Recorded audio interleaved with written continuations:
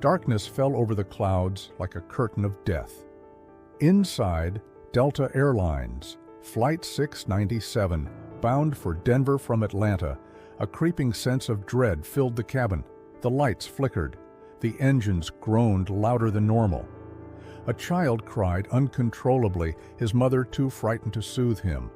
A flight attendant, her hands shaking, dropped a tray of drinks as turbulence rocked the aircraft violently. But this wasn't just a storm. This wasn't just mechanical failure.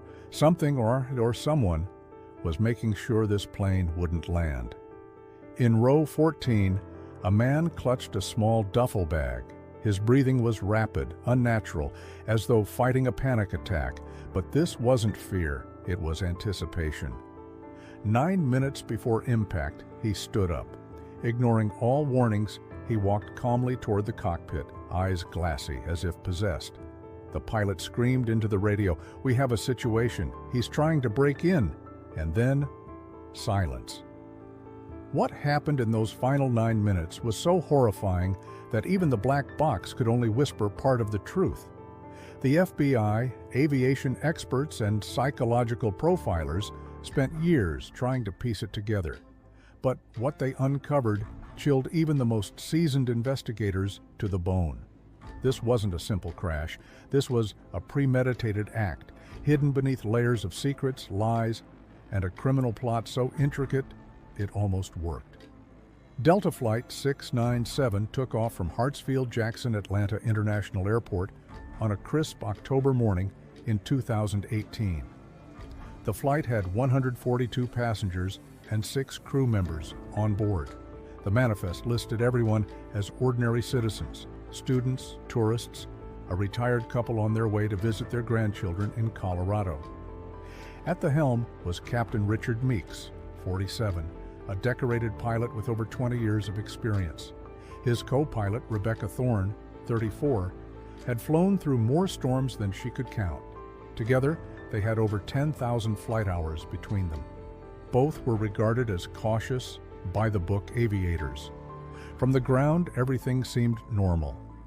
The tower cleared them for takeoff. They climbed smoothly, adjusted their altitude, and began the journey across the United States. But 1 hour and 47 minutes into the flight, the plane made a sharp, unexpected bank to the left, enough to set off alarms in the cockpit and initiate a course correction. Captain Meeks radioed, "This is Flight 697.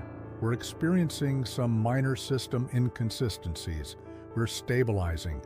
The FAA marked it as routine turbulence, but inside the cabin, passengers began texting family and friends. "Something doesn't feel right. Engines sound weird. The crew looks spooked." One passenger, 27-year-old software engineer Jason Lamb, was sitting in row 15, one row behind the man with the duffel bag, later identified as Dr. Henry Kulak, a seemingly mild-mannered psychiatrist from Baltimore.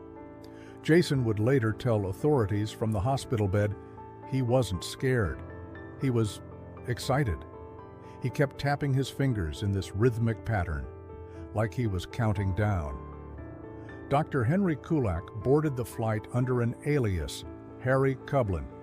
Security footage showed him walking through TSA with a small black bag, claiming it contained a portable CPAP machine. But upon later analysis, the X-ray imagery showed something more compact and dangerous.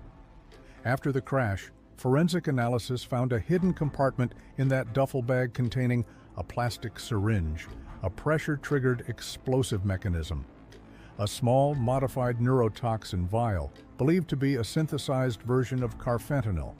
Kulak, a disgraced psychiatrist who lost his license in 2016 after 3 of his patients committed suicide under suspicious circumstances, had vanished from public records. He'd become obsessed with a theory he called the Reset Protocol, a delusional manifesto that argued the only way to fix societal decay was through carefully orchestrated, symbolic events. Delta Flight 697 was his stage.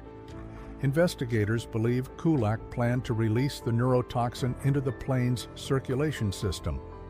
an act that could have caused mass unconsciousness or death, depending on dosage. But when he attempted to enter the cockpit, things took an unexpected turn. The cockpit door was breached at exactly 11:22 a.m., 9 minutes before the plane lost contact with radar. Flight attendant Carrie Hodges was the last person to see Kulak before he forced his way in. She described him as calm, almost hypnotized. He didn't run, he didn't yell, he just walked through us like we weren't even there. Inside the cockpit voice recorder, CVR, captured the following chilling exchange. Captain Meeks yelling, "Who the hell are you? Get out of here. This is restricted." Kulak quietly, "No more turbulence, Captain." "I'll make sure it's all smooth forever." Co-pilot Thorne, "I've activated the emergency code. Lockdown, lock the door again." Suddenly, the CVR picked up the unmistakable sound of a struggle, then gasping. Then, radar showed the aircraft descending rapidly at a steep angle without a mayday call. For 9 minutes, the plane was in free fall. Witnesses on the ground reported seeing the aircraft spin, almost as if the pilot had lost complete control, and then it vanished from radar over the Colorado Rockies. Search and rescue operations took 17 days due to the remote terrain. The wreckage was finally discovered in a ravine near Pike National Forest. It was incinerated, scattered, and deeply embedded into the mountainside. Only 11 passengers survived. Kulak was not one of them, or so it seemed. But here's where things get strange. The black box survived. Forensic audio experts enhanced the final minute of the CVR and heard a voice that didn't belong to any of the flight crew or passengers. It said, "Initiate reset complete, preparing for stage 2. That's when the FBI stepped in. FBI agents raided Kulak's known residence in Baltimore. Inside, they found a bunker-like lab filled with chemical equipment, flight maps, and notes titled Protocol Delta, the First Wave. The scariest part? He had other airline routes listed, international ones. On the walls, he had photographs of pilots, crew members, even airport security layouts. But one photograph chilled investigators to the core. It was a picture of co-pilot Rebecca Thorne, taken without her knowledge, weeks before the flight. Had he been following her? Was she his target all along? Inside the lab, the FBI found something else. A list of names titled Confirmed Assets. Next to each name was a symbol. Rebecca Thorne's name had a red circle around it, and the word influenced. That's when the investigation turned from terrorism to psychological warfare. Today, Delta no longer uses the flight number 697. Captain Meeks and co-pilot Thorne were posthumously honored as heroes. However, what truly happened during those final minutes remains shrouded in mystery. Some aviation analysts argue that Kulak's plan was sabotaged mid-flight. Others believe he was working with someone on board, or worse, someone on the ground. The neurotoxin was never conclusively found in the wreckage, but symptoms reported by survivors match known effects. Even more disturbingly, another flight, a private charter in Eastern Europe, experienced a near-identical series of events just 6 months later. That pilot survived and told investigators he felt compelled to descend. The passenger manifest? No one named Kulak. But there was someone flying under the name Kublin. What really happened 9 minutes before Delta Flight 697's crash might never be fully understood. Was it the act of a lone madman, a larger conspiracy, or something deeper, more psychological? This case shook the aviation world, and it's still under active investigation by federal agencies. But one thing's for certain. Flight may never feel the same again. Next time you board a plane and the turbulence feels off, look around. Because the most dangerous thing on that aircraft might be sitting right beside you. If you found this case as disturbing and fascinating as we did, make sure you subscribe to True Crime Feedback for more real, terrifying stories like this. Hit that bell so you don't miss the next drop.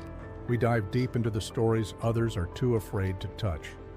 This has been True Crime Feedback. Stay safe, stay alert, and never fly the same again.